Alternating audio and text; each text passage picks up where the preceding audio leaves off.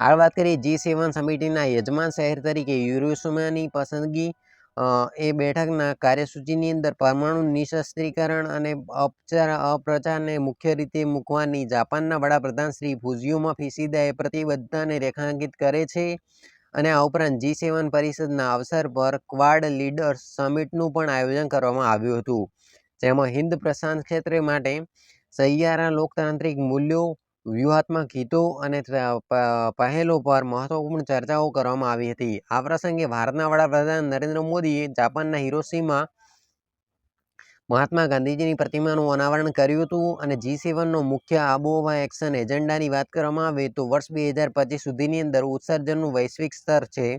G7એ વર્ષ 2025 સુધીની અંદર વૈશ્વિક લઘુત્તમ ઉત્સર્જનની જરૂરિયાત પર ભાર મૂક્યો હતો. જો કે વિકસિત દેશોને ઉત્સર્જનની અંદર ઘટાડો થઈ રહ્યો છે, પરંતુ ઘટાડો જરૂરી ગતિએ થઈ રહ્યો નથી, જ્યારે વિકાસશીલ દેશોનું ઉત્સર્જન હજુ પણ વધી રહ્યું છે. અને જો તમામ દેશો માત્ર દેશની વર્તમાન પ્રતિબદ્ધતાઓને પૂર્ણ કરે તો 2030ની અંદર ઉત્સર્જન 2010ના સ્તર કરતાં લગભગ 11% જેટલું હશે.